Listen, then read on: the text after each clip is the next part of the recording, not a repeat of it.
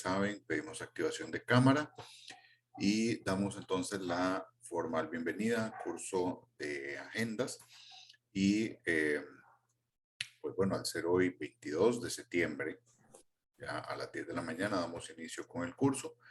Por favor, activan cámaras para registrar asistencia si son tan amables.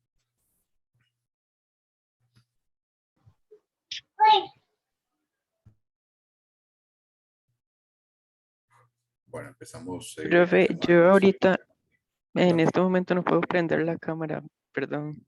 De acuerdo, muy bien. Gracias. Tomo nota. Gracias. Hola, Vamos profe, yo con... tampoco puedo prender la cámara. ok, Ricardo. Gracias. Profe, presente. Aura Rodríguez. Perfecto, Aura. Muchas gracias. Bien, vamos con Gabriel, Ashley, José Armando, Xioni. Profe, presente. Gracias, Karen. Alexandra, Daniela, Andrés, Adrián, María Celeste, Freddy, Jennifer, Luis Fernando, Melanie, Carolina, Dariel y Mariano, sal creo por aquí también. Profe, presente. Gracias. Dicen su nombre, porfa, para que quede registrado. Fabio Guiquechea, profe. Perfecto, Fabio. Muy bien. Freddy también está por aquí. Jan Taylor. Ok. Me faltan algunos que todavía creo que no se han presentado, para que si no tienen la cámara disponible, por lo menos digan el nombre para que quede registrado, si son tan amables. Melanie, gracias, buenos días. Entonces, bueno, pues vamos a empezar con la clase de hoy. Para hoy recuerden que tienen la entrega del portafolio, del avance del portafolio de evidencias. Vence hasta las 11:59 de la noche. Así que pues ahí tienen el chance para que se puedan sumar con la entrega del trabajo de hoy. Adicionalmente, para hoy vamos a ver dos cosas. Uno, vamos a hacer un repaso de la lectura y que tenían para la semana pasada y para esta. Entonces vamos a hacer un repaso de eso para aclarar algunas cosas. Voy a destacar lo más esencial de la lectura, lo cual no quiere decir que solo eso vaya a entrar en la revisión, ¿verdad? Solo que me voy a centrar en lo más importante. Y lo otro, después les tengo la explicación de la otra actividad que tienen que entregar para el 29, que es la otra semana. ¿Ok? Bueno, entonces vamos a mostrar aquí, solo para referencia de ustedes, lo de la lectura, que teníamos esta lectura. Déjenme pausar aquí un momentito. Vamos a ver. Alguien más viene por acá.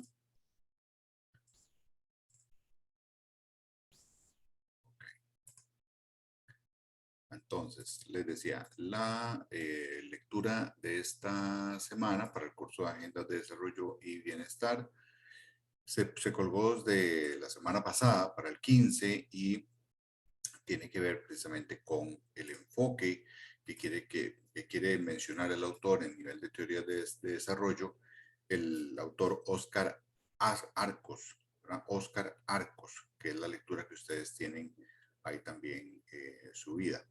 Y para esta semana tenía una serie de páginas que leer. Yo voy a enfocarme en la parte final de algunas ideas centrales que propone Arcos, relacionadas principalmente con las falacias del desarrollo y algunas críticas que él hace. ¿Ok? Entonces, retomo la pantalla compartida. ¿Me verifican, por favor, que estamos con el que dice falacias del desarrollo crítica? Si son tan amables, alguien que me lo confirme. Sí, profe. Sí, profe. Gracias, María Celeste, muy amable. Bien, entonces, el autor Arcos menciona en varias partes de esta primera introducción a lo que él escribe a Adelman, que es otro autor relevante también sobre el tema de teorías de desarrollo. Entonces, ¿qué nos interesa ver acá? Las tres falacias que él menciona sobre desarrollo.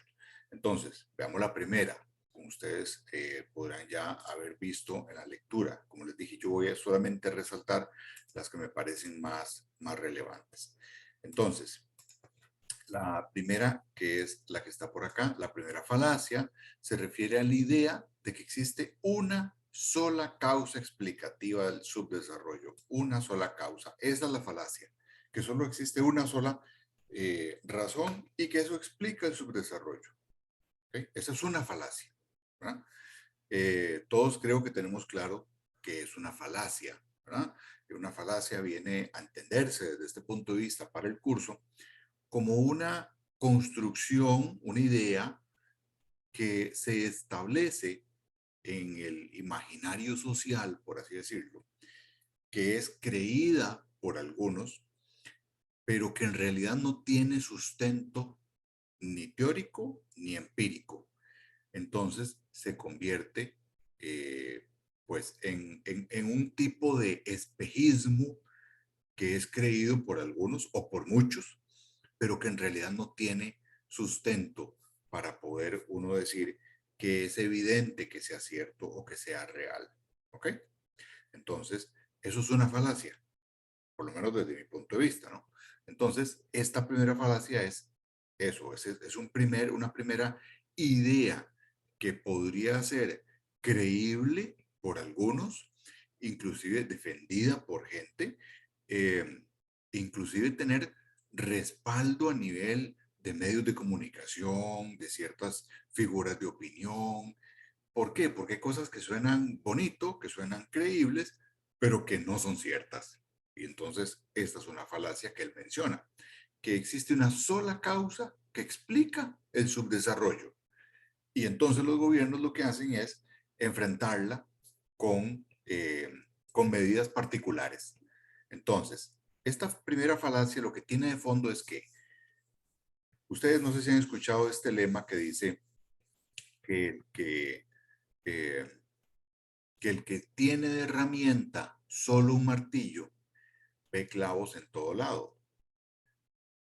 Y eso aplica para esta primera falacia.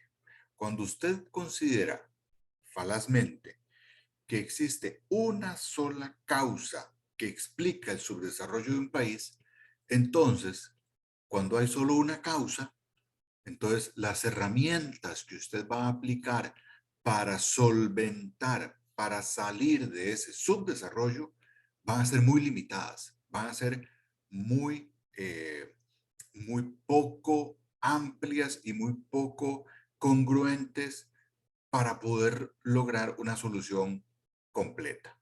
¿Ok? Entonces, algunas medidas que pueden procurarse cuando existe esta falacia es aumentar ahorro, ampliar el comercio, impulsar el emprendimiento. Y ojo que esto lo vemos en la realidad, ¿verdad? Entonces, vean, por ejemplo, cuando decimos, y ojo que hay voces, este ejemplo que les doy es algo real, que uno ha escuchado recientemente en el país, en las noticias, inclusive en diputados, en algunos candidatos, etcétera. Y pongan atención a lo que van diciendo los candidatos, porque esto va a salir, va a surgir este tipo de falacias. Obviamente ellos no están teniendo la teoría que nosotros podemos tener aquí para comparar y para analizar de lo que sucede en la realidad, ¿no? Pero ellos caen en la falacia.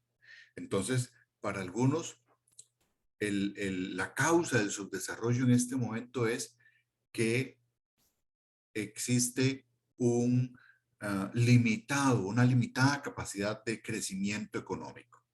Esa es la falacia, como única causa, ¿okay? del problema que tenemos en Costa Rica.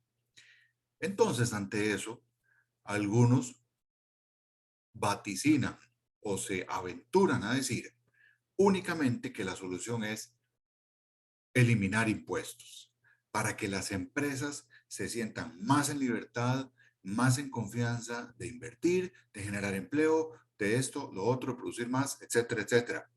Y ojo, suena creíble, ¿eh? Suena creíble, pero eso es una falacia. ¿Por qué? Porque no es la única situación a resolver, ni se resuelve solo quitando impuestos. Es más, algunos impuestos se pueden quitar y puede ser más bien contraproducente para el crecimiento económico. ¿Ok?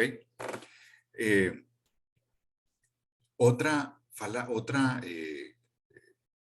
solución que surge ante esto es del crecimiento económico, esa falacia como única explicación de los problemas de Costa Rica, es que, por ejemplo, la gente diga, no, es que ahora hay que permitir la producción del cáñamo. ¿Ah? Lo han escuchado en los candidatos, ¿verdad? También.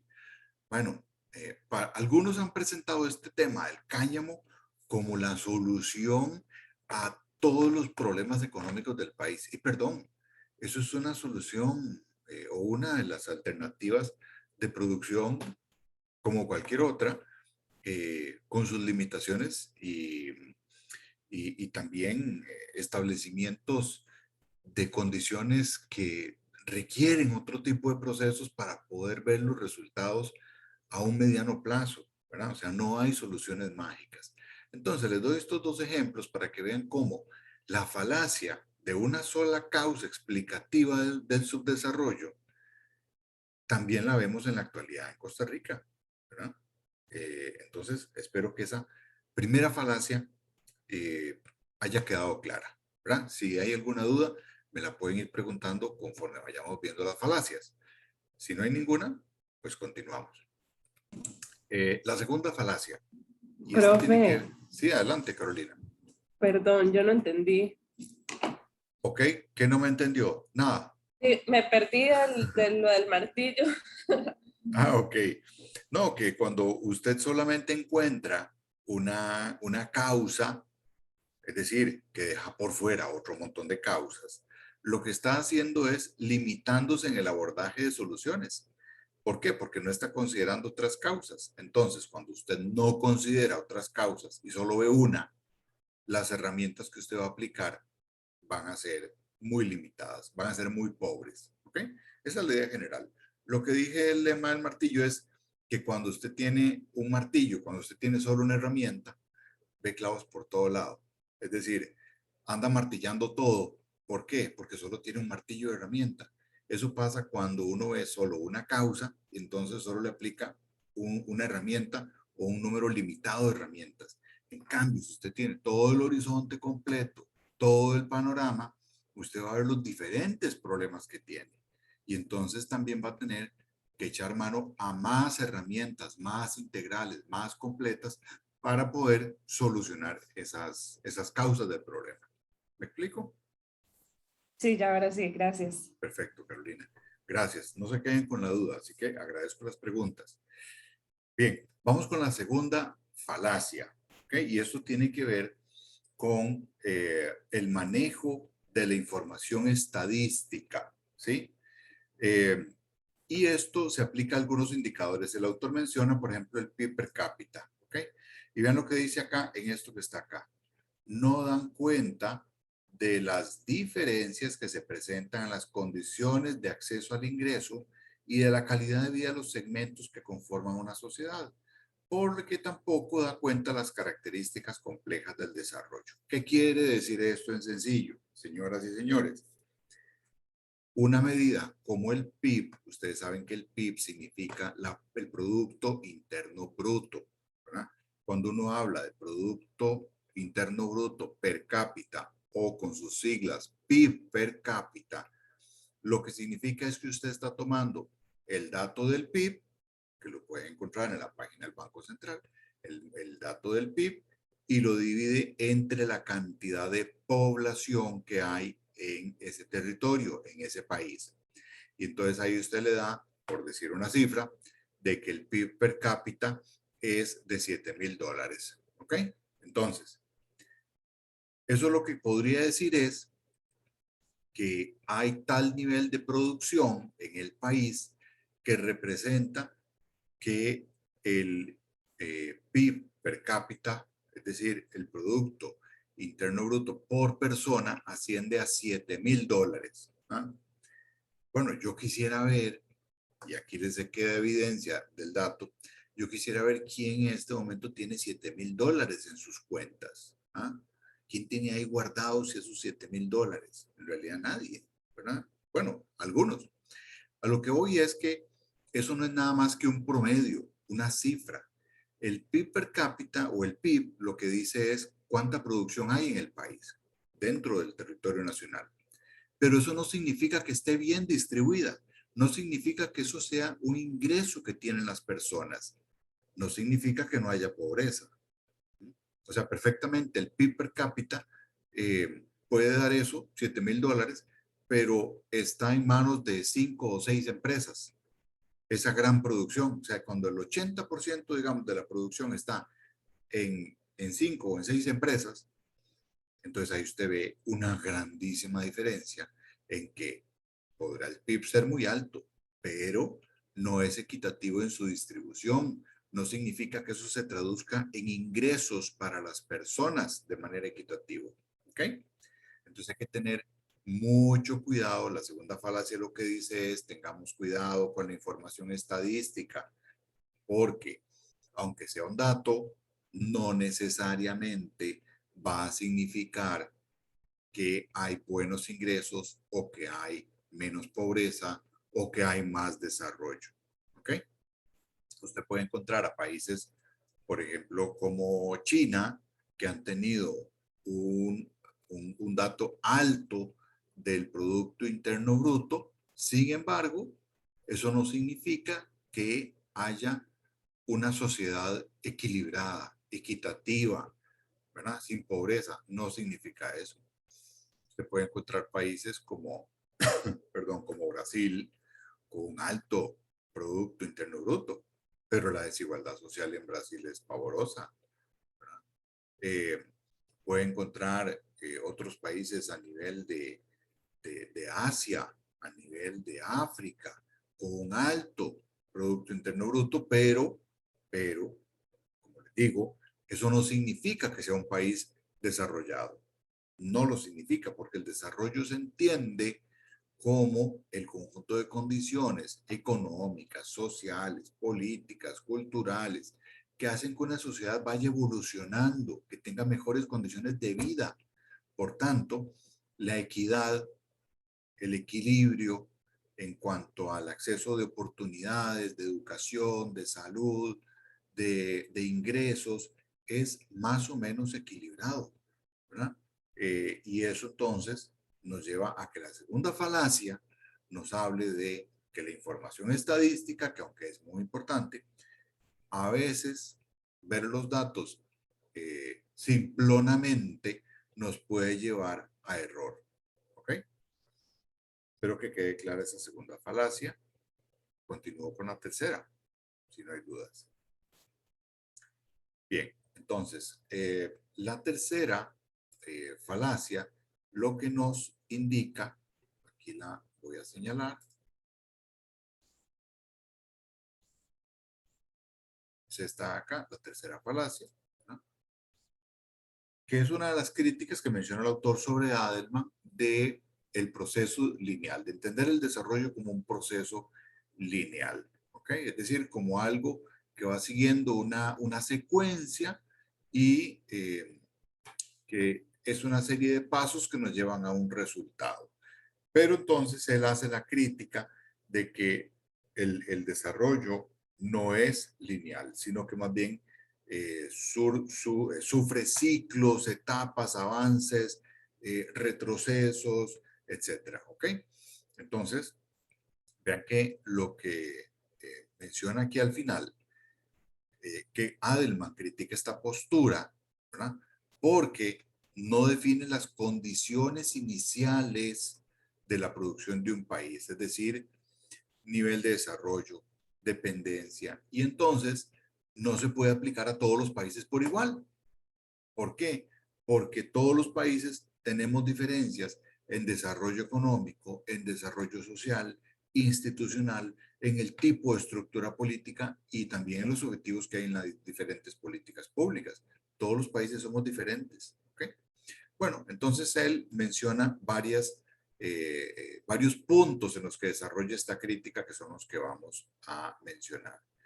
El primer punto de esta tercer crítica, eso dejémoslo claro, ahora es el primer punto de esta tercer crítica que menciona el autor, es lo que dice que hay una serie de interacciones políticas, económicas y sociales que van a darse según sea el nivel de desarrollo socioeconómico de los países.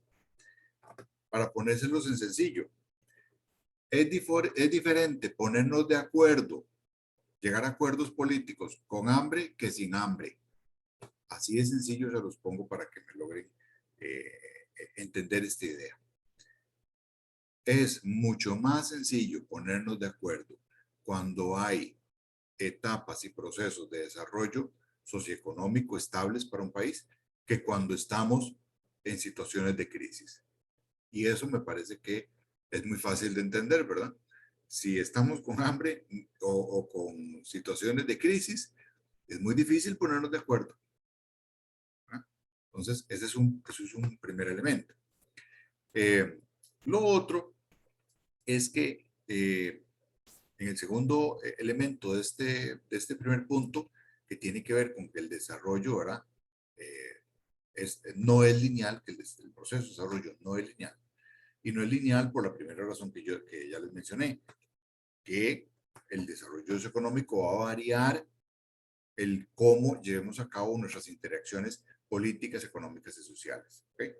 Pero además, vamos a decir sobre este tema que hay diferentes niveles de complejidad que presentan todas las estructuras sociales, económicas, institucionales y políticas. Y entonces la acción que va a llevar a cabo el Estado a través de esas instituciones va a cambiar. ¿Okay? Y eso siempre lo van a ver ustedes de cara a todo proceso de implementación de política, de agendas, etcétera. ¿Ok? Entonces, el resumen de este primer punto, el desarrollo no es lineal. ¿Ok? El desarrollo no es lineal. Ese es el primer punto. Y no es lineal porque varían todas las condiciones de las instituciones políticas, económicas y sociales de país a país y adicionalmente porque tenemos diferentes niveles de complejidad en todas esas estructuras. ¿Okay? Es el primer punto de esta tercera falacia. El segundo punto, los patrones de desarrollo no son únicos. Este es el segundo punto de esta tercera crítica. ¿Y por qué esto es así? Bueno, porque todos los países y las regiones han tenido diferentes procesos de desarrollo. En algunos casos se desarrollaron por la industrialización, por la revolución industrial. Y aquí vienen ejemplos de países que aprovecharon esa ola de la revolución industrial para llevar a cabo su proceso de desarrollo. Aquí mencionan Gran Bretaña y Estados Unidos, que son la cuna, ¿verdad? La fuente del gran proceso de desarrollo industrial en el mundo. ¿Okay? También tenemos la industrialización, pero vía promoción con aumento de los mercados internos, es decir, que se promovió la industrialización hacia lo interno de su país. ¿Ok? Y ahí tenemos, por ejemplo, Francia, Italia, Japón, Alemania, Rusia, España, que tuvieron un papel muy activo de los gobiernos. En el caso de la industrialización inicial, Gran Bretaña y Estados Unidos, principalmente hubo participación de empresas privadas. En este otro, vía promoción, lo que quiere decir es que hay una intervención activa del gobierno y ponen estos ejemplos. Ustedes encontrarán que hubo muchas empresas estatales o apoyadas por el Estado para que llevaran a cabo sus procesos de industrialización. ¿Okay? Bueno, lo otro es el gobierno asistido, ¿sí? O economía abierta, con un desarrollo equilibrado en países con alto capital social. Y ahí tenemos principalmente países como Bélgica, Dinamarca, Países Bajos, Suecia y Suiza. Es decir, fueron gobiernos que no solo se preocuparon por un mayor crecimiento, un mayor desarrollo, sino que además también perfeccionaron temas de democracia, de acceso, de equidad, de otro tipo de servicios a nivel de transporte, de infraestructura, ¿ok? Y no pensando solamente en el capital, sino viendo más bien un tema de impacto social también. ¿Ok? Entonces, vean qué interesante que este segundo punto de la tercer crítica, lo reitero para que no se nos olvide que estamos en la tercer crítica, son los patrones de desarrollo que han seguido los diferentes países a nivel del mundo. Se mencionan aquí los principales porque son los más importantes y que han tenido más impacto en el mundo. De industrialización, industrialización vía promoción, con un gobierno asistido, etcétera. ¿Okay? Bueno, el segundo elemento de este segundo punto es los países o los fines que tienen los países que pertenecen a la OCDE, ¿verdad?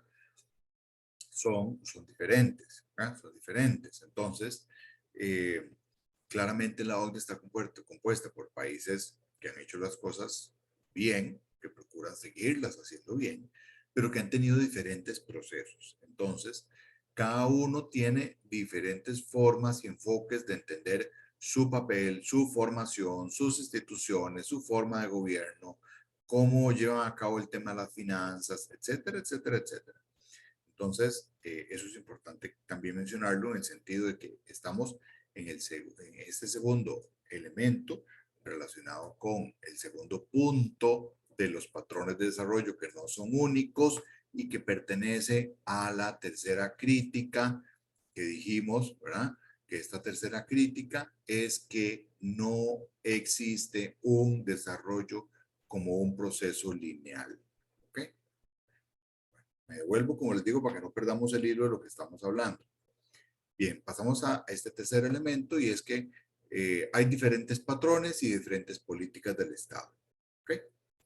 Y eso se lleva a cabo por los procesos que terminan afectando el desarrollo y el crecimiento. Entonces, hay procesos de diferencias en las dinámicas de industrialización. Aquí pone, por ejemplo, sector primario. Eso lo que quiere decir es que algunos se centran en el sector primario. ¿Verdad? ¿Qué quiere decir esto? Bueno, que si es más el sector agrícola o el sector del servicio, etcétera, o recurren a un modelo de sustitución de importaciones, etcétera. ¿Okay? Otra característica es qué papel tiene el gobierno en el desarrollo económico.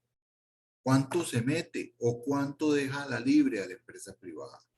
¿Okay? Y eso va a depender según los modelos. Usted puede encontrar modelos en el mundo donde el Estado se ha metido al proceso económico y ha sido muy exitoso, pero también encuentra evidencias de otros lugares donde ha sido un absoluto y completo desastre.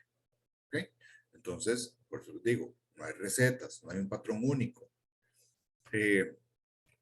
Y de alguna manera, esto ha pasado por buscar cómo, con las políticas gubernamentales, propiciar un mejor avance, un mejor desarrollo del papel de no solo de las empresas, sino también de la sociedad, del crecimiento, de la equidad, etc. Y lo otro que tiene que ver también con esto es que en algunos de estos lugares se han tenido que reestructurar las instituciones para hacer frente precisamente a lo que ocupa ese país, ¿verdad? Donde hay una intervención, una participación del Estado, entonces las instituciones tienen que reestructurarse para poder adaptarse a esa situación. Otra tercera característica de esta tercera falacia tienen que ver con los patrones de acumulación. ¿Okay?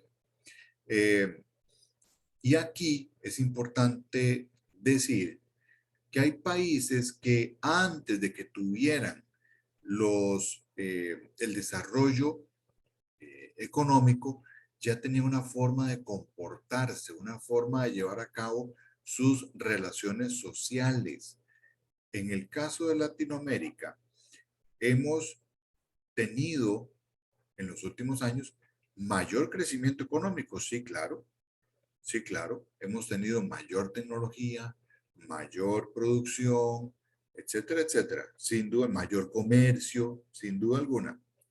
Pero eso no se ha traducido en mejores niveles sociales para la población en términos generales, ¿verdad? Hay países que se han logrado reducir la pobreza, reducir la brecha social, que han mejorado sus índices de educación, que han mejorado sus índices de salud, que han democratizado el acceso a ese tipo de servicios. Pero hay otros que no. Han tenido mayor producción, mayor crecimiento, pero no han logrado desarrollar este acceso equitativo de la sociedad a mejores condiciones.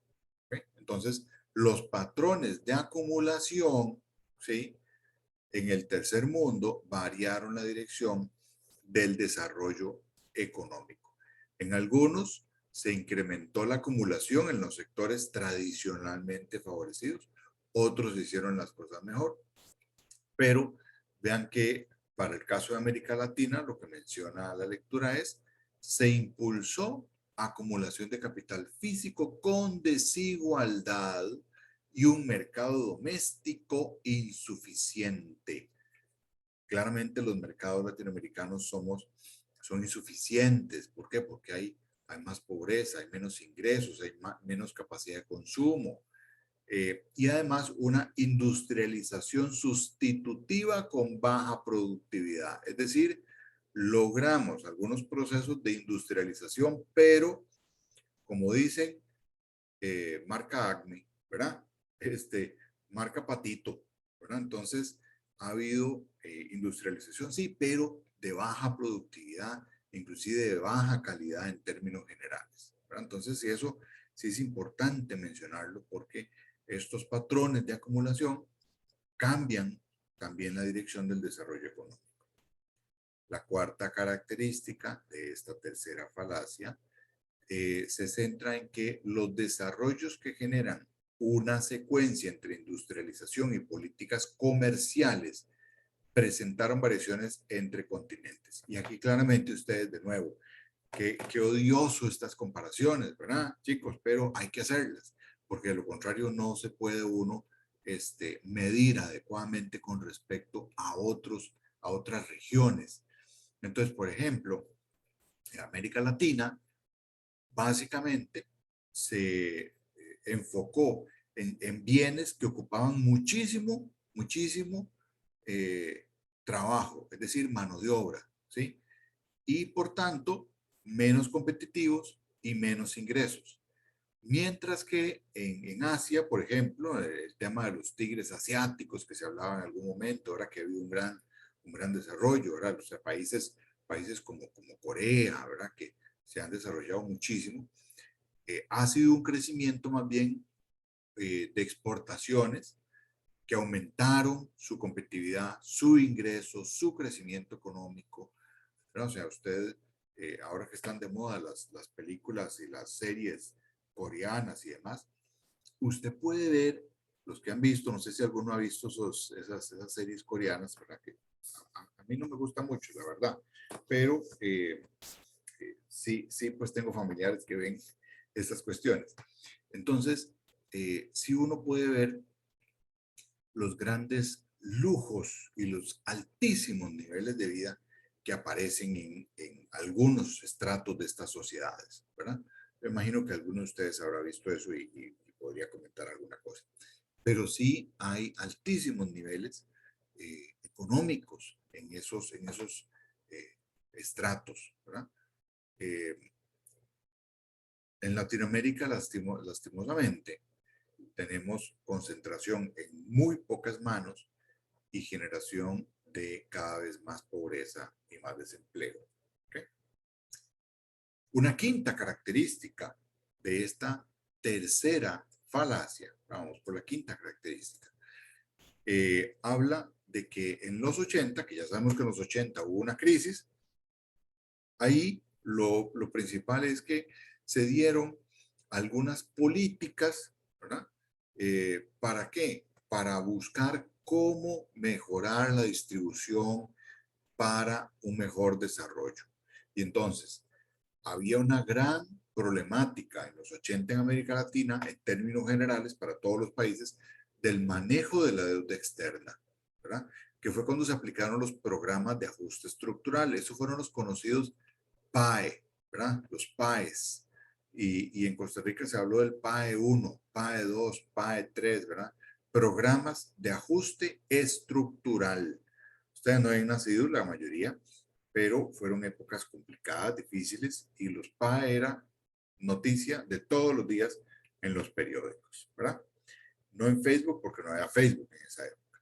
Entonces, sí es muy importante que se conozca esa situación porque de alguna manera lo que los PAES proponían era menor intervención del Estado y por tanto, sí, reformas del Estado, pero un papel menos fuerte del Estado en cuanto a su intervención y regulación en la economía. Entonces, fue parte, digamos, de lo que se mencionó en esa crisis de los 80. ¿Okay? ¿Alguna duda hasta acá? Ven que hemos visto 5 características relacionadas, ¿verdad? Relacionadas con la tercera falacia, en particular con los patrones de los países desarrollados, en desarrollo. ¿Ok? Entonces voy a continuar ahora con el tercer punto, también relacionado a esta falacia. ¿Ok? Las características de las que hablábamos eran del segundo punto. Ahora vamos con el tercer punto. Y aquí retoma Adelman, citado por Arcos, el tema de la linealidad del desarrollo. Ya vimos, ya conversamos que ha habido una gran crítica a que el proceso de desarrollo no es lineal. Ya eso lo vimos. Pero en este caso, o más bien agregado en este caso, lo que quiere mencionar aquí el autor son las condiciones iniciales que forman el desarrollo posterior. Entonces, hay que ver cuál fue la trayectoria que siguieron, por ejemplo, en Europa, ¿verdad? ¿Cuál fue el papel del capital? ¿Qué papel tienen los recursos naturales? ¿Qué papel tiene el aspecto político en la consecución de este desarrollo? Y por eso es que los diferentes elementos que ocurren a nivel de la economía, de la sociedad, etcétera, debe traducirse también en acciones o en modificaciones del sistema político que está a cargo de este Estado y cómo se adaptan las instituciones precisamente a lo que el Estado adopta. Entonces, para darles un ejemplo, nosotros vivimos todavía de los frutos de la Segunda República, ¿no? Es decir, de la Constitución de 1949. Y, pues miren, ya ha pasado, ¿cuánto ha pasado de esa Constitución? Estamos hablando del 49, ¿verdad? O sea, estamos hablando de que ya tenemos más de 70 años con esa Constitución, ¿verdad? Es decir, tiene la edad de sus abuelos o de sus bisabuelos, no sé. Entonces, ¿a qué vamos con esto? A que esta era una realidad en la que vivíamos en Costa Rica hace 70 años, que nuestra economía ha variado terriblemente, ya no nos dedicamos principalmente ni al café ni al banano, ese es un primer cambio enorme a nivel económico, ¿verdad? Hoy nos dedicamos más al tema de servicios, ¿verdad? Al tema de tecnológico, ¿verdad? Teníamos en ese momento una población que no era altamente alfabetizada como ahora, pero además ahora tenemos otro requerimiento de alfabetización que es el ser alfabetizado en la era de la informática, en la era del multilingüismo, ¿verdad? De muchísimas más habilidades sociales y de interacción que las que se tenía en aquel momento, con una sociedad que hace 70 años era un poco más parecida, con menos diferencias sociales, con menos diferencias de capital. Y por eso es que hay un libro de este autor, Sojo, que ya falleció, Carlos Sojo, que se llama Igualiticos, ¿verdad? Y un poco es porque en aquella Costa Rica donde había más pobreza, sí, pero éramos más igualiticos, ¿verdad? Un poquito más parecidos y las diferencias no eran tan abismales. Ahora tenemos más recursos, más ingresos, más educación, pero las brechas sociales se han incrementado. Las diferencias sociales en cuanto a ingresos y a niveles de desarrollo y acceso a tipos de educación y de salud también han variado notablemente. Entonces ahí usted encuentra unos que tienen acceso a ciertas condiciones muy diferentes a las que tiene acceso otro resto de la población, que es la mayoría. ¿Ok? Bueno, eso con respecto a ese tercer punto. En cuanto al cuarto punto, tiene que ver con la trayectoria del desarrollo de los países, que no es única, sino también maleable. ¿Qué quiere decir eso? Que es modificable. ¿Ok? Es decir, esto no es como cuando usted dispara un proyectil y sigue una trayectoria ya establecida, porque esa es la velocidad que lleva, con esa pendiente, etcétera, etcétera. No. Hay posibilidades de modificación, es decir, no tenemos, no podemos decir que un país está condenado a algo o que está predestinado a algo. Existe la capacidad de modificación, sí existe la posibilidad. Que no sea fácil es otro tema, ¿eh? Eso es otro tema, pero sí existe la capacidad de modificación. Y por eso hay una frase muy relevante, muy cortita, pero muy relevante, que a veces puede pasar desapercibida, y es esta que está aquí, que les estoy señalando. El desarrollo es sensible a la política. ¿Ah? El desarrollo es sensible a la política. ¿Qué quiere decir eso? Que sí es, que esto es otra cosa que un libro del Banco Interamericano dice: la política importa. ¿Ah? Es decir, la política sí tiene el poder, la capacidad, el impacto de modificar el desarrollo de un país, para bien y para mal, ¿verdad? Para bien y para mal. Es decir, un buen sistema político, un comportamiento adecuado de los actores políticos, unas buenas negociaciones políticas, una buena agenda política, puede llevar a un país a modificar su trayectoria, a buscar elementos de desarrollo. Pero también una política mal empleada, actores políticos con intereses que no sean los del propio país, puede terminar hundiendo a un país, no solo en su desarrollo, sino en la pobreza más crítica que se puedan imaginar. Por eso es que es muy importante que nosotros, desde el punto de vista de la administración pública, podemos tener muchos elementos para analizar el desarrollo, los indicadores, las cifras, los datos, etcétera, etcétera, etcétera. No podemos dejar de lado el elemento político, porque el elemento político es donde está la capacidad de decisión para poder influir en el destino de un país. Y queramos o no, es el vehículo para poder modificar o hacer esas modificaciones. Entonces, no podemos dejarlo de lado. Hay que tomar en cuenta ese vehículo para poder tomar acciones de modificación y de mejora en el desarrollo de un país. ¿Ok? Bueno, pues estas son las 3 falacias que menciona el autor Arcos, mucho citando a Adelman.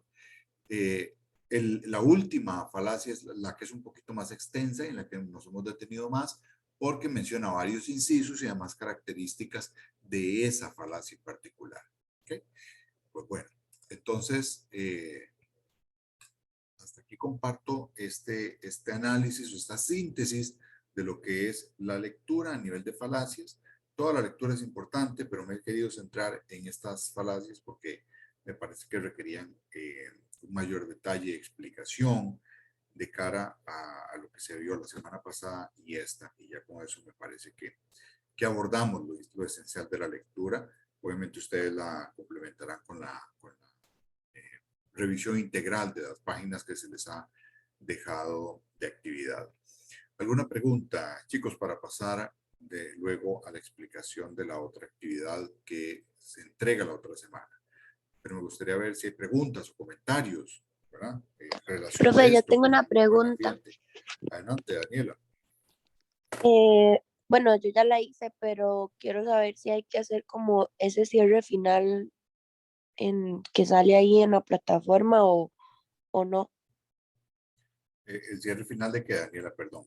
como una conclusión general.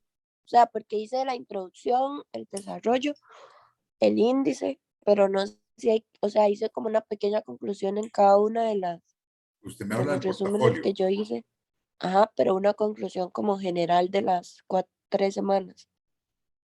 Sí, bueno, es más como un comentario final porque ya digamos a nivel de conclusiones lo haríamos cuando ya acabe el curso, ¿verdad? Pero sí Ujú. puede ser un comentario final que sería parcial de lo que se ha visto hasta el momento. Ya después habrá una etapa al final donde ustedes hacen ya conclusiones ya pues, más elaboradas porque es la parte final, ¿verdad? Ok, profe, gracias. Muy bien, con mucho gusto. Bueno, ¿alguna duda de la lectura, pregunta o comentario? ¿Alguna relación con lo que esté pasando en el ambiente? Aquí ya estamos casi en octubre, ya estamos a 5 meses de las elecciones presidenciales. Entonces, bueno, ¿alguna reacción, algún comentario sobre el tema?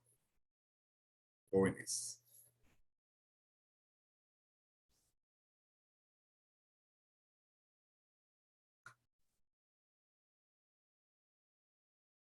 Que no haya timidez. Profe, ¿podría repetir la pregunta? Es que no escuché bien por el internet.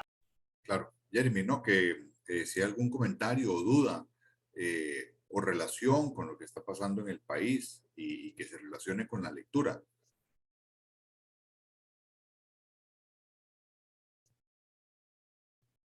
Bueno, yo creo que desde el punto de vista, bueno, analizando lo de las falacias, ¿verdad? Como lo analizamos ahorita en clase, ya de una manera un poco más profunda, pues hace que uno se cuestione un poco más las propuestas o las cosas que dicen los políticos a la hora de hacer su campaña presidencial, ¿verdad? Que pues, la gente normalmente dice, ah, sí, mira, tienes razón, hay que quitar impuestos, pero no analizan el trasfondo. Sí, bueno, vean, si lo que estamos viendo por lo menos sirve para que ustedes logren analizar los discursos de los candidatos, las propuestas y demás, pues maravilloso, maravilloso. De eso se trata. ¿Verdad? O sea, yo esperaría que sea así, que se pueda uno poner a revisar lo que están diciendo los diferentes protagonistas de lo que es la política nacional. Acuérdense que vamos a elegir presidente, pero en realidad lo que estamos eligiendo es gobierno de los próximos 4 años, diputados de los próximos 4 años. Vean los diputados que elegimos, algunos de ellos considero yo buenos, pero otros es una cosa desastrosa, vergonzosa, ridícula. ¿Verdad? Entonces, revisemos bien qué opciones políticas tenemos para tomar decisiones políticas que incidan en el desarrollo, que sean lo que dijimos, que sea para que hagan maleable el proceso de desarrollo, para que sea maleable no es que lo hagan malo, ¿verdad? Ya expliqué que significa que lo pueden manipular positivamente para generar impactos adecuados en la productividad, en la distribución del ingreso, en el acceso a servicios de salud, de seguridad, etcétera, etcétera, pero no hablando paja, ¿ah? Sino con elementos realmente verdaderos, porque las falacias están y siguen estando, ¿no? Y seguirán presentes ahora en la campaña política. Entonces, hay cosas que nos pueden sonar bonitas, pero ojo, pongámosles atención, desmenucemos las propuestas, veamos qué nos están diciendo en realidad, que no nos agarren descobijados, ¿no? Entonces, pues excelente, Jeremy, si es así, para que podamos poner un ojo crítico sobre ese tipo de cosas. ¿Algún otro comentario, pregunta?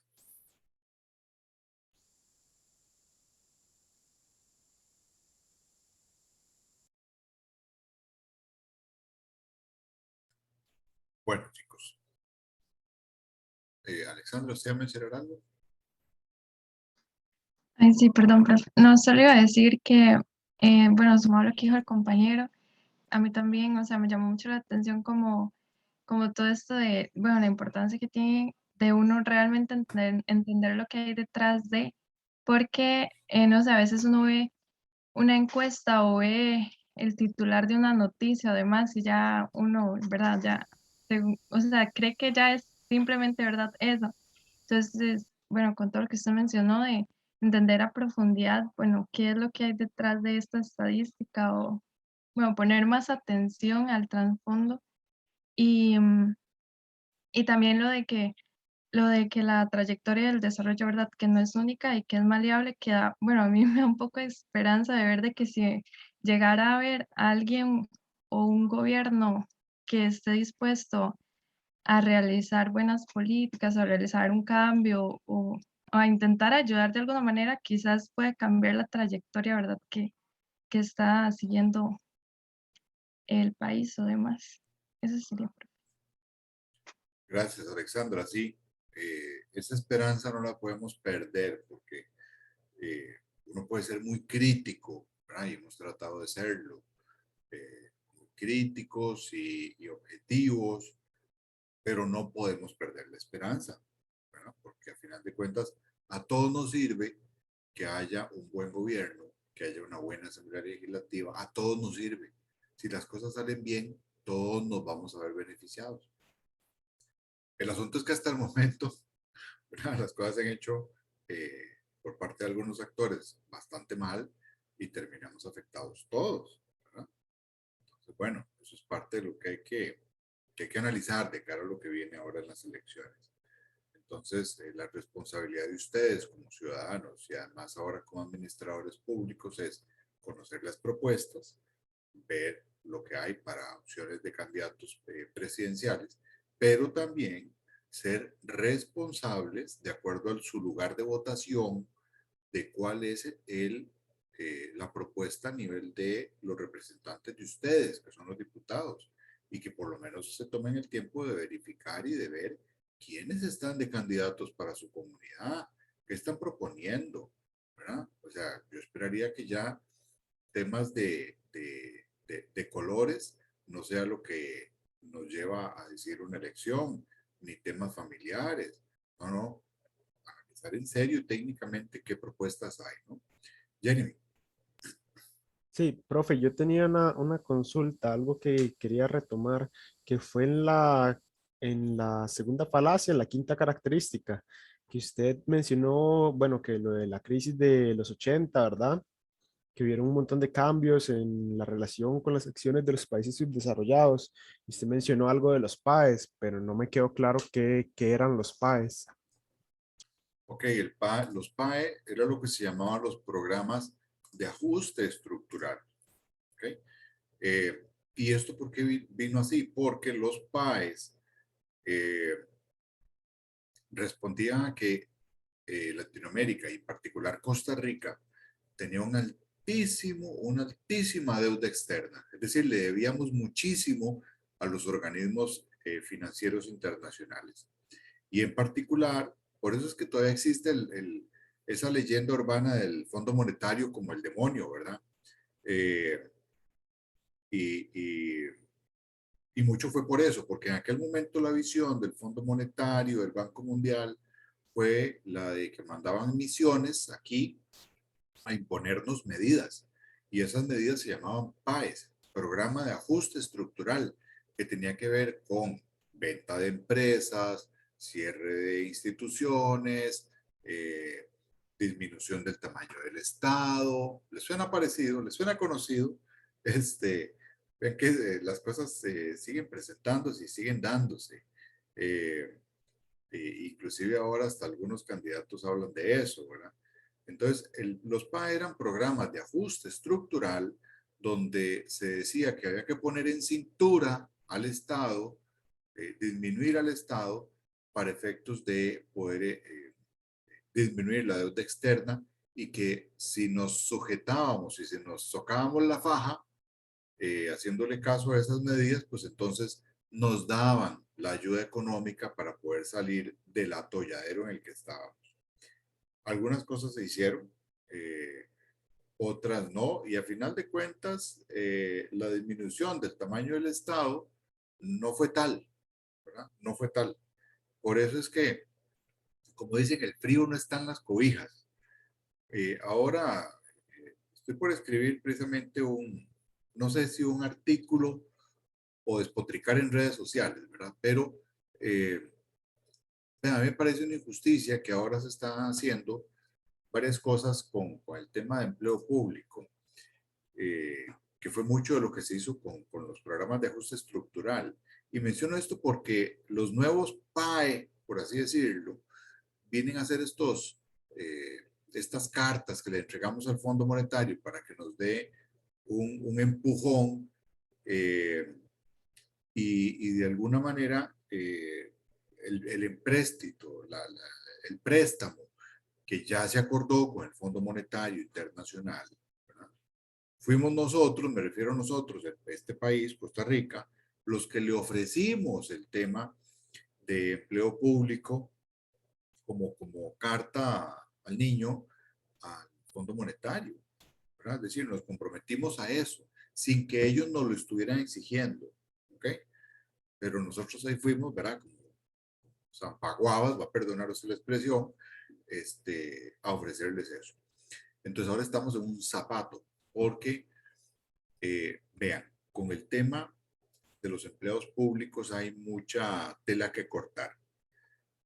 Algunos pocos, tanto de la universidad como de algunas instituciones autónomas, tienen unos salarios que uno dice, no, ¿verdad? O sea, pero eso es por cosas que no estaban en regla. Bueno, pero la inmensa mayoría de personas en el aparato público tienen salarios relativamente normales y acordes a la realidad.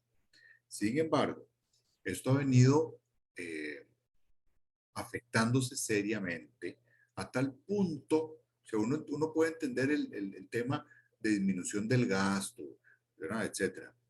Pero ojo, cuando usted contrae salarios, contrae consumo. Y cuando usted contrae consumo, es decir, disminuye consumo, también afecta la actividad económica. Entonces, si la gente no consume, las empresas no venden. Y si usted no vende, la productividad baja, los ingresos bajan y todos terminamos afectados.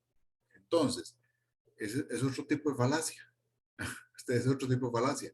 Cuando usted dice, bueno, es que hay que recortarle el salario a los empleados públicos porque ganan una millonada. No, suave, suave, ¿verdad? Ojo, hay algunas instituciones donde sí hay salarios altos, pero no son las del sector público centralizado, no son las de los ministerios, no son las de los ministerios. Entonces, las medidas que se han hecho actualmente han sido básicamente afectando a gente de los ministerios. Entonces ya desde el 2018 se afectaron porcentajes, por ejemplo, de pago de dedicación, de pago de provisión. Además se congelaron aumentos salariales, ¿verdad? Ya tenemos varios ciclos con aumentos congelados. Y ahora, o sea, ya de por sí, la dedicación se había disminuido y ahora se está en las diferentes instituciones mandándoles a decir a todo el personal que tiene que justificar y fundamentar por qué se le debe pagar la dedicación. Y de nuevo, es otra falacia. Uno dice, sí, sí, es cierto, hay que mirar el gasto y por tanto tienen que fundamentar para que, si no, es que se las quiten. Ojo, eso puede ser una falacia, porque primero hay que ver cómo se origina el pago de la dedicación exclusiva, por qué se hace, por qué se da. Si existió, es porque en algún momento existió esa necesidad de poder hacerlo, y es una razón muy sencilla, y es para que la gente no se dedicara a buscar otras formas de ingreso, o bien para utilizar su mismo trabajo y la información que tiene en su trabajo para fines privados. Entonces, al tener una dedicación, es un acuerdo entre la institución y el funcionario de que esa persona va a respetar su trabajo y la información y los activos que tiene a cargo para que no los exponga y no los ponga en riesgo. Y eso entonces se hace un acuerdo entre las diferentes instituciones. institución y funcionario. Pero entonces ahora donde se le dice a la gente, mire, vamos a hacer una revisión para ver si se le paga o no se le paga. Entonces, primero, se está generando en ese personal todavía mayor estrés al que ya tiene.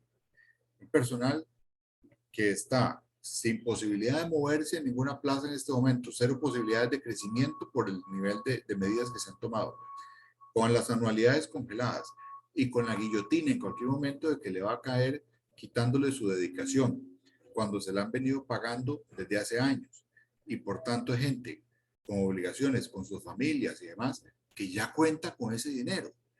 Y a final de cuentas, lo que consume esa gente le ayuda a la economía del país. Entonces, ¿para qué meter a la gente en esa zozobra si esas pesetas que usted se podría ahorrar del pago de dedicación o de otros pluses son pesetas en comparación con lo que es el gasto público? Y además, ya el semanario, por ejemplo, el semanario de universidad de esta semana, lo pueden revisar, venimos varios años ya de un recorte a gastos del sector público, que esa es otra falacia. Hay que recortar gastos del sector público, sí, claro. Bueno, ok, pero les recuerdo una cosa, cuando hablemos de recortar gastos del sector público, recordemos que optamos por un modelo de Estado, no de ahora, sino desde hace 70 años, en los cuales el Estado tiene intervención en la economía y genera desarrollo y genera participación. Y eso involucra que el Estado se ha metido a invertir en educación, en salud, en seguridad, etcétera. Y ahora lo que estamos provocando es cosas como las medidas del MEP, que ya tuvieron que echar para atrás, de no hacer ninguna mejora en la infraestructura de escuelas. Fue tal la magnitud de la pelada que tuvieron ahora que echarse para atrás. Entonces, uno puede recortar gastos, sí, pero cuando a usted le toca recortar programas sociales, lo que está afectando es a la gente más necesitada. Entonces, esa puede ser otra falacia. Recortar gastos, sí, claro, todos de acuerdo, estupendo. Bueno, ok, suave. Dígame en qué recortamos gastos. Dígame a quién dejo sin comer en el comedor. Dígame a las escuelas de qué provincia le quito eso, ¿verdad? Entonces, esas son las decisiones que uno no puede tomar a tontas y a locas. Hay que verificar, medir, ver y además recordar que hemos optado como sociedad por un tipo de Estado que sí, que interviene.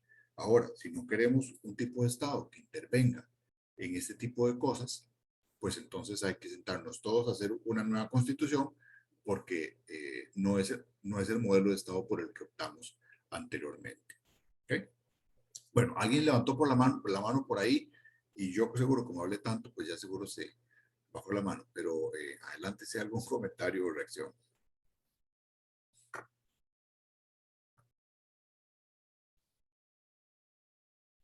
No sé si era Sioni, creo que era la que levantó la mano, y hay un comentario aquí de Carolina. Sí, Carolina, perfecto. Sí, yo había levantado la mano cuando estaba hablando de la dedicación exclusiva. Sí. Tengo entendido que hay como un convenio, no sé si solamente es con el MEP o con otras instituciones centrales, de los ministerios, que pueden dar, o sea, que se les paga la dedicación exclusiva, pero pueden dar clases en universidades, no sé si solamente públicas o privadas. Entonces, solamente públicas. ¿por qué se permiten unas cosas y en otras no? Claro. La única excepción al pago de prohibición y al pago de dedicación exclusiva es la parte de la docencia en universidad pública. Pero no es que usted pueda dar toda la cantidad de cursos del mundo. Ahora puede dar un curso, a lo mucho puede dar un curso, nada más. Y está pensado básicamente para que la experiencia de alguien que está en la función pública, que lleva a cabo funciones en la actividad pública, venga a nutrir lo que hacen las universidades y la docencia. Es decir, si usted se pone a ver gente que haya tenido experiencia práctica en la función pública y experiencia teórica a nivel de la docencia, tener esas dos cosas es complicado. no todo mundo la tiene, ¿verdad? Yo se los puedo decir como alguien que se ha dedicado a la docencia y además a la función pública, yo les puedo hablar de las cosas, no solo de las que sé, sino de las que he vivido. Y en algún momento me tocó, por ejemplo, estar trabajando, digamos, en ministerio, tiempo completo, con la posibilidad de dar un curso. Y entonces era muy enriquecedor poder llevar casos de la vida real, de lo cotidiano, del día a día, de lo que estaba pasando en una institución, llevarlo como un caso, ¿verdad? O cuando ustedes ven que, por ejemplo, hay una actividad de cátedra y demás, y se hace, se invita a alguien de una institución, bueno, es por ese tipo de relaciones y de cooperaciones que hay entre las instituciones. Y además eso habilita y facilita otro tipo de cosas, como por ejemplo pasantías a estudiantes en esa institución, digamos, convenios, cartas de compromiso, trabajos comunales, ¿verdad? O sea, hay un ganar-ganar en ese tipo de cosas. Entonces, lo que pasa es que hay gente con mente muy limitada que lo que dice es, se está enriqueciendo por eso. No, no, en realidad, para lo que se le paga a alguien por un curso, no alcanza ni para un diario, ¿verdad? Entonces, Y es súper desgastante, digamos. sí, exactamente. Entonces, digamos que es para enriquecer más bien la docencia y la vida académica. Está pensado como para darle posibilidad de incorporar la parte práctica a la vida docente y que además los estudiantes también se vean beneficiados de llevar casos de la vida real, de la vida práctica, del trabajo a la docencia. Bueno, ustedes seguramente habrán visto que hay docentes que no han tenido la experiencia práctica. Hay gente que se ha dedicado solo a la docencia, pero que nunca ha ejercido. Y yo respeto eso, conste, yo lo respeto, ¿verdad?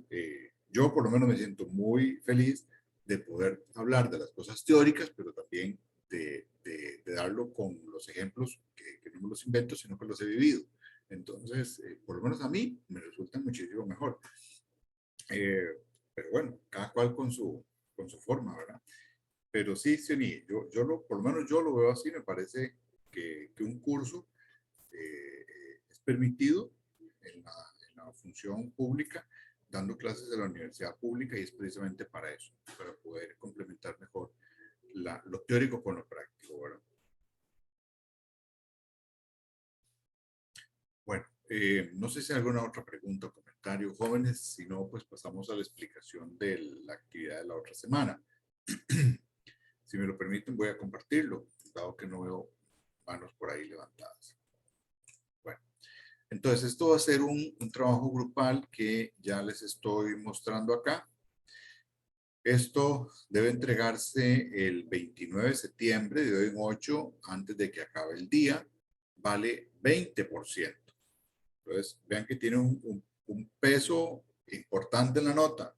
No lo descuiden. Los trabajos grupales, ustedes saben que tienen un peso importante, y los grupos, antes de que me pregunten, los conforman ustedes. Pueden ser en lo que ya han venido haciendo o trabajando o ya se conozcan, ¿verdad? Entonces, eso es parte de su decisión.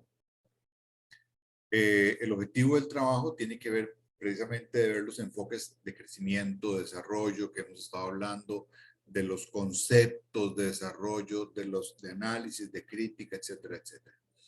Y el trabajo es, bueno, esas son las competencias a desarrollar, que ustedes las pueden revisar con más detalle ahora después. Las instrucciones. Vamos a hablar de las instrucciones, ¿ok? Esto que está por acá.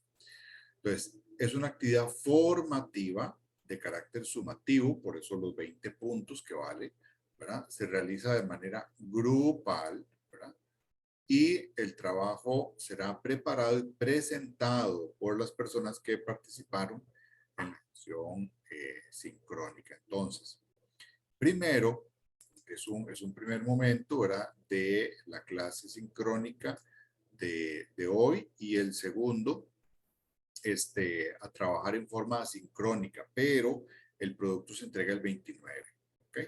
Entonces, Primero, se van a hacer subgrupos, que son los grupos que ustedes tienen, y entonces vamos a tener esta serie de preguntas para aportes de todos los que pertenezcan al grupo, ¿ok? Entonces, a partir de ya, ¿verdad? Estas son las preguntas que ustedes como grupo tienen que, como subgrupos, tienen que trabajar.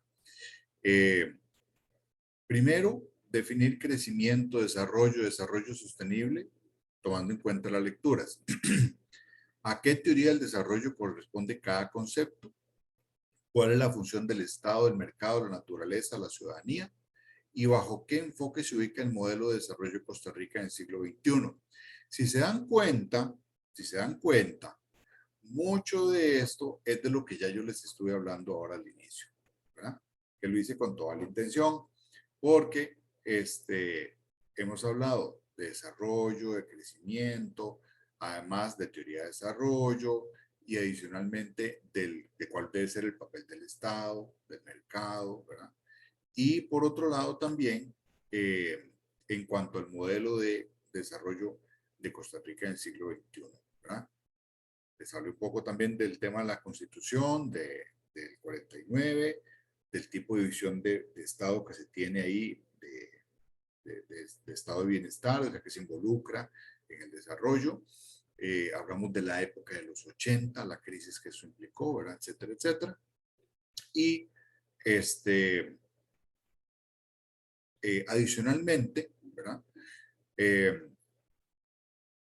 Lo que vamos a también, ahorita les explico un poquito más de este detalle, pero lo que vamos a hacer, porque el tiempo siempre nos juega en contra en estos temas, ¿verdad? Lo que nos interesa primero es, con respecto a estas preguntas, ¿verdad? Tener las definiciones. Primero ver si tenemos los grupos ya debidamente claros o si hay alguien que no tenga grupo. Eso es lo primero que me interesaría saber, ¿verdad? Eso es lo esencial. Después, que podamos ir, que me parece a mí que por el tiempo no nos da chance como de hacerlo en subgrupos, ¿verdad? Porque yo prefería hacer un análisis general de estas preguntas y que más bien ahora sean los grupos los que terminen de darle forma poniéndose de acuerdo a esto. Entonces, la definición de crecimiento, desarrollo, etcétera, etcétera, ¿verdad? Junto con cada una de las preguntas, hay que elaborar esto en grupos y adicionalmente, ¿verdad? Vamos a ver, esto me lo voy a brincar por acá. Lo que ustedes tienen que hacer es entregar esto para el 29 de septiembre con la parte del trabajo asincrónico. Pero entonces, esto es lo que quiero ahora explicarles. Hay definición de criterios clave para el análisis comparativo, que es una construcción grupal. Entonces, aquí viene el enfoque, que ustedes tienen que señalar, el enfoque. Vamos a ver acá. El enfoque, que es lo que está acá, las similitudes, las diferencias y el aporte al concepto de desarrollo. Lo del formato de entrega está aquí en el documento, ¿verdad? Que es en partes generales. Y adicionalmente, pues el tema de referencias y todo lo que implica. ¿Cómo se va a evaluar el trabajo? Con esto que está acá. Aquí viene la tablita de cómo se va a manejar. Vean que hay 5 aspectos esenciales: estructura y orden de contenidos, manejo conceptual, capacidad analítica y sintética, aspectos formales, desarrollo de la competencia. ¿Okay? Entonces, volviendo al tema de las preguntas, lo que quiero primero es que me digan si hay alguien que no esté incorporado a un grupo en este momento. Eso es lo que ocupo saber para poder tomar otras decisiones. No, yo no tengo grupo. Okay. Yo tampoco. Ricardo tampoco. Yo tampoco, Gabriel. profe. Ok. Ok, entonces vean que hay... Profe, ¿sí? hay un compañero que está en grupo conmigo y otra compañera, pero en ese momento no tiene internet, entonces no se puede conectar. Ok. Profe, yo igual estoy con Alison, pero ella ahorita no se pudo conectar, pero Claro. nos faltarían otras personas. Sí, yo por eso, previendo eso, yo por eso opté porque el trabajo, porque vean, si yo me limito a las instrucciones que nos dio la cátedra, Solo podrían participar en ese trabajo los que estuvieron aquí hoy en este momento. Y eso nos puede meter en un problemita con los que no están por alguna razón, porque se cayó el internet, porque, ¿verdad? Entonces yo prefiero, o más bien preferí primero hacer esta exposición general para dárselas a ustedes como insumo, que además queda grabada y además la pueden volver a revisar, y con base ya en el grupo, de manera autónoma, o sea, luego de terminada esta sesión, ustedes se dedican a responder esas preguntas y a presentarla en ese formato que está ahí. Porque de lo contrario, pues imagínense que por lo menos a mí me parecería injusto que solo le demos participación a los que estén aquí y si alguien no puede entrar por alguna razón, que no pueda participar. Pero entonces, yo por lo menos no quiero hacer eso. Gabriel, ¿usted levantó la mano? Fue antes, profe, para decirlo del compañero que no tenía internet. Ah, ok, perfecto. Bueno, esto Profe, perdón, ¿y de refuerza. cuánto? ¿Sí? ¿De cuántos tiene que ser el grupo? Bueno, puede ser de 4 o 5 personas. Yo no tengo problema en cuanto a eso para este tipo de trabajo. Me parece que 5 podría ser. No hay problema. Okay. De acuerdo, Entonces, gracias. yo imagino que ustedes tienen algún tipo de chat grupal o similar.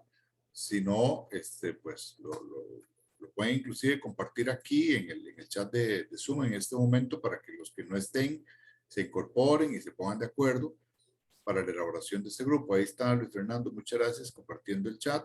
Entonces, los que no estén en ese chat, lo pueden seguir ese enlace para que se incorporen y entonces terminan de definir los grupos, ¿verdad? Imagínense que si no están con grupo todavía, no podríamos hacer esta actividad, por eso es que incorpórense, armen los grupos y lo que hacemos es lo siguiente. Ya ustedes vieron las preguntas. Definir crecimiento, desarrollo sostenible. Profe, permiso. Sí. No, era que sí tengo grupos, es que me había confundido. Pensé que no Ok, tenía. ok. Bueno, estupendo. Estupendo. Entonces, como les digo, primero definir las preguntas. Repaso las preguntas. Eso está en mediación virtual, pero repaso las preguntas. Definir crecimiento, desarrollo sostenible. ¿Con base en qué? En las lecturas. Entonces, nada más ver las lecturas o las presentaciones que ya están ahí. Y ustedes lo que van haciendo es definiéndolas. Punto. ¿A qué teoría de desarrollo corresponde cada concepto? Entonces, de igual manera, ven que ahí dice, explique los postulados de cada teoría, de cada una, conforme a las lecturas. ¿Okay? La tercera pregunta, ¿cuál es la función del Estado, del mercado, de la naturaleza, de la ciudadanía en cada modelo de desarrollo? ¿Okay? También, pues nada más contestar eso con base en las lecturas. ¿Bajo qué enfoque se ubica el modelo de desarrollo de Costa Rica en el siglo XXI? Y ahí sí tienen que ampliar un poquito más, ya digamos, tomando en cuenta las lecturas, pero también el criterio propio de cada uno de ustedes. ¿Okay?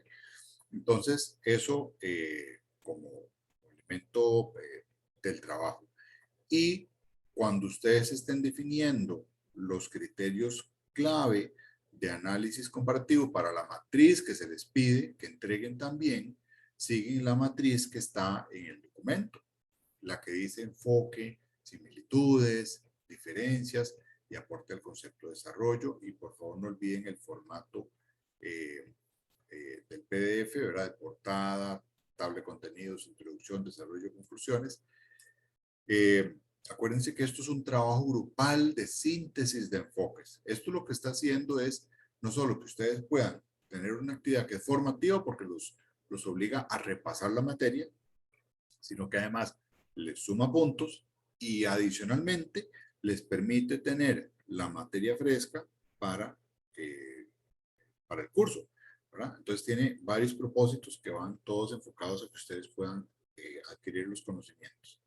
Entonces, jóvenes, el asunto aquí es, a partir de ahora, que ustedes todos queden conformados en grupos y que empiecen a revisar lo de las lecturas y cada uno de estos conceptos, tomando como base también la discusión inicial que hicimos de la explicación que yo les di general de estos conceptos y de las aplicaciones de los diferentes modelos al caso costarricense. ¿Estamos? ¿Alguna duda? Bueno, muy importante, los que no estuvieron, Ven que aunque en las instrucciones de cátedra dice una cosa, yo ahí sí quiero ser flexible por el bienestar de todos. Que no se sientan preocupados los que no estén hoy, ¿verdad? Tienen la posibilidad de hacer el trabajo. Yo no estoy negando esa opción. Tienen la posibilidad de hacer el trabajo los que no están aquí hoy. Nada más díganles, ¿verdad? Involúcrenlos en sus grupos para que puedan participar. ¿Ok? Eso sí se los quiero dejar bien clarito para que nadie se quede por fuera. Ven que son 20 puntos. Entonces yo por eso creo que no podemos dejar a nadie por fuera porque se nos complica el tema. Ya perder 20 puntos sí es una cosa seria. Entonces no dejen a nadie por fuera, que todos se involucren y participen. ¿Alguien me levantó la mano por acá? No, Carolina está haciendo ahí. Listo. Ok, Carolina. Entonces, ¿alguna duda del trabajo, jóvenes? Si todo está claro, pues perfecto, pero si hay alguna duda, ven que responder las preguntas basándose en lecturas. En la cuarta pregunta es más ampliación del criterio de ustedes, del análisis de ustedes, y no olviden hacer la matriz que está señalada también en las indicaciones para la entrega, y todo eso estoy en 8, a más tardar a la medianoche. ¿Estamos? Bueno, chicos. Profe, Sí, yo tengo una duda sobre el portafolio. adelante. ¿La clase de hoy va incluida? No, vean, yo preferiría que sea de las clases hacia atrás, porque la de hoy me parece que tendrían que correr mucho como para poder meter las cosas y tal vez no les va a quedar, ¿verdad? Como la presentación adecuada, porque tendrían que correr mucho. Si la quieren meter, estupendo, pero por lo menos hasta el 15 de septiembre sí es la que yo les pediría para que quede todo bien registrado de lo que ya se hizo. La de hoy, para que no quede tan a la carrera, yo preferiría, pero como ustedes quieran, ¿verdad? Yo no se los voy a obligar. Me parece que la del 15 sí, porque ya eso fue hace 8 días. La de hoy, si les da tiempo y si no, no va a tener ninguna consecuencia de nada, ¿verdad? Fabio. Profe, una pregunta, ¿dónde se encuentran las grabaciones de estas clases? Bueno, yo las tengo en el canal de YouTube. Yo no sé si las... a ver si lo tengo por aquí. Ya se los pongo ahí mismo en el chat. Vamos a ver por aquí. Lo que tienen que buscar es... de momento hay 2, me parece, que son de agendas de desarrollo, que son dos de las grabaciones. Aquí les voy a pasar por el chat, el canal. Ahí se pueden suscribir porque les llega la notificación de cuando se suben. Entonces, ahí se los pasé, ahí se pueden suscribir. Porque subir archivos a mediación es un poco complicado a veces porque se vuelve muy pesado y cada cierto tiempo nos dicen, profesores, manden a limpiar todo porque hay demasiados archivos y no sé qué y se satura. Entonces, yo prefiero tenerlos así. Jeremy. Profe, una consulta, está subida la clase del 8, porque es que yo a esa no pude venir, entonces es la única que me falta, el portafolios. Ok, ya le digo, de una vez aquí estoy verificando. Sí, profe, eso sí está. Yo la Sí, vi. ¿verdad? Sí está la del 8 de septiembre, aquí la estoy viendo. Ahí está. Entonces, Ok, sí, ahí la muchas puede gracias. verificar. Está bajo la lista, yo lo tengo en listas, entonces está Agendas de Desarrollo y Bienestar, ahí está ese curso en particular. Ok, Ok, gracias, profe. muy bien, con mucho gusto. Bueno, pues entonces, chicos, si no hay dudas, pues estaríamos hasta acá. Y bueno, respondan esas preguntas, ganen esos 20 puntos, ¿verdad? Vean que está relativamente sencillo. Y bueno, pues adelante. Espero que tengan una muy bonita tarde y nos vemos hasta la próxima. Cuídense mucho. Gracias, profe. Gracias, Muchas Gracias, gracias. profe, igual. Gracias, profe.